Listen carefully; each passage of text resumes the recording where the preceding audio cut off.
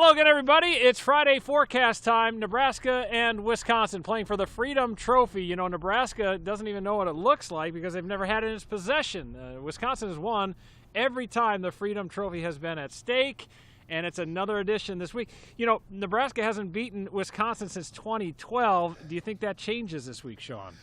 Yeah, it's going to be tough. I mean, but I think when you look at it, this is about as vulnerable as the Badgers have been. But then you see that point spread, and you're like, 2 touchdowns. But is that spread in place because of the Casey Thompson situation? Because if Casey Thompson does play in this game, it obviously changes a lot of the outlook for Nebraska's offense. But, I mean, the numbers don't lie, Andy. Nebraska's offense has scored 1 touchdown since Casey Thompson has left in the second quarter of the Illinois game. Yeah, they've been pretty much going through a drought, if I'm not mistaken. And Michigan, you can say all you want about Michigan's defense. They did play well, but, man, Nebraska was inept, really, offensively in Ann Arbor on Saturday night. Yeah, it was tough. I mean, Nebraska's offense had a couple of moments in that game where they got a couple things going, but just the questions. And Chuba Purdy, you know, who was playing pretty well for a little stretch there, and, you know, then he gets hurt right when he kind of got going. So nothing really stuck, and you knew it was going to be a weather game, a colder game, and Nebraska just wasn't suited for that type of game. Yeah, what did you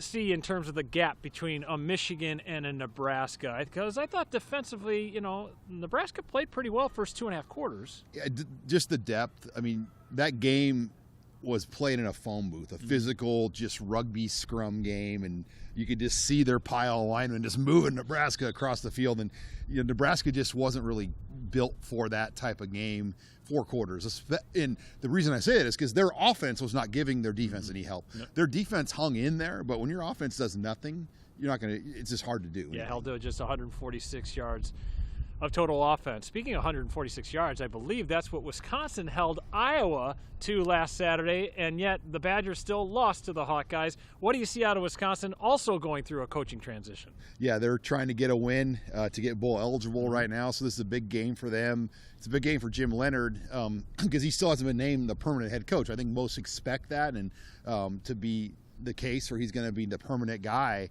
But they've had their ups and downs. I mean, I think that's one of the reasons why they made a move on Paul Chryst. They didn't like the direction of things, and Paul Chryst wasn't really on board with the transfer portal and the NIL and all the things that you're going to have to do to win.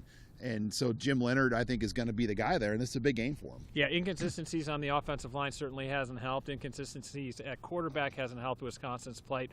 But they still have Braylon Allen, and I know he is kind of working through a shoulder injury, but he's still over 1,000 yards as a sophomore for 2 straight years. Yeah, he's given Nebraska a lot of problems. You know, every time it looks like they have him, and he's gone.